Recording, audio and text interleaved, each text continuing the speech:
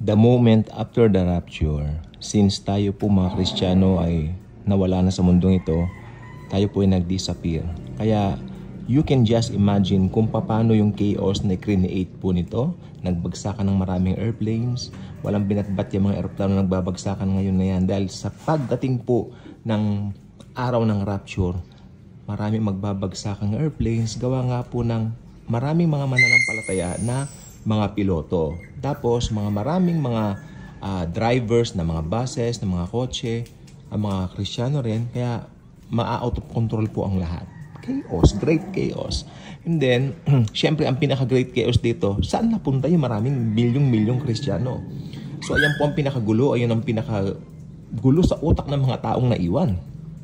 Maliban na lang kung merong mga ilan na nakakaunawa. Naniniwala ko ito yung mga magiging tribulation scenes sa hinaharap. And then, ang pinaka-focus po natin sa video ito ay ang paglabas ng isang figure.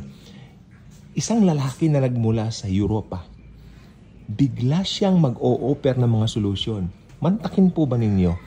Lahat ng mga leaders ng bansa, saludo dito. Lahat ng leaders ng relihiyon, saludo dito. Napagkaisa niya ang mga bansa. Dahil meron siyang offer na solusyon sa bawat gulo na nangyayari sa mundo ng mga panahon na yan. Kaya nga po naman ang mangyayari po dito, magkakaroon siya ng popularity na hindi pa naranasan ng buong mundo. Okay. Sinong favorite artist ko? Ako po talaga The Beatles po ako. Favorite artist of all time ko siya. Elvis Presley. Mga sinauna po. Ako po, kahit pinanganak po ako ng late, ako po ay mas mahilig sa mga sinaunang awitin. Okay?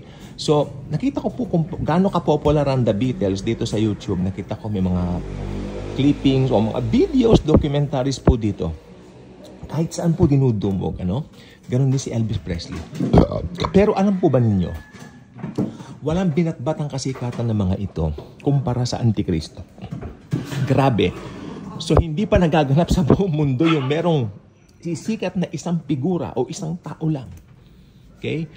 To the point na mapasunod niya ang buong mundo at mag-demand siya ng worship. Okay? Ito ay sa pamamagitan ng pagtatatak ng 666. So, pansinin po ninyo, ang mga tao po ngayon nauuhaw sa pagiging famous. Fame. Di ba? Pera.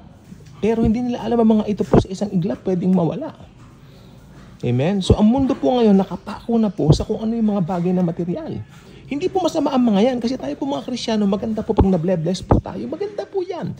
Pero ang problema po sa mga hindi mananampalataya, ito na po ang kanilang buhay. Ito yung kanilang pinagtutuunan ng pansin. Ito na ang kanilang kalahat-lahatan. Amen? Ngayon, mag-share ka ng gospel ni Jesus. Ayaw nila. Pagtatawanan ka pa. So ito po talaga yung nakakalungkot ng mga pangyayari. Lalo na po tayo mga nangangaral ng salita ng Diyos. Ilang beses po kami pinagtawanan, being taunted upon, tapos kulang lang duraan kami sa mukha. No? Basta wala ng COVID, pwede. Di ba? So, kung si Jesus nga di ba? Ang dami niyang persecute, dinuran din sa mukhang Panginoon Pero itong gusto ko pong sabihin po sa ating lahat. Paglabas ng Antikristo, lahat ng mga, kumbaga yung mga nangyayari ngayon, gustong sumikat ng mga tao, lahat po nang yan, patikim pa lang po yan. Pero pagdating ng Antikristo, gusto ng Antikristo, siya lang ang sikat. Wala nang sikat pa. Tandaan niyo po yan. Kaya kung ikaw ay famous ngayon, tapos hindi ka mananampalataya, pagdating ng Antikristo, tumigil-tigil ka na sa illusion mo dahil hindi na uubar yan sa Antikristo. Lagot ka sa Antikristo. Susumbong kita sa Antikristo. Joke. Hindi, yun lang. Yes, okay, so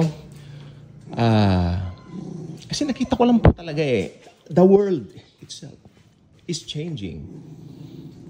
The businesses, lahat, tingnan nyo, ang huhusay ng mga establishmento, nagsisipagbagsakan. Mga eroplano nga, nagbabagsakan, mga establishmento pa. Hello.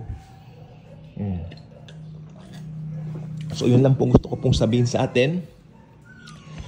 Alam nyo, ang dami po nagko-comment dito, sana mag-rapture na. Alam nyo, ganun din po ako Ganun din po ako. Maniwala kayo sa akin.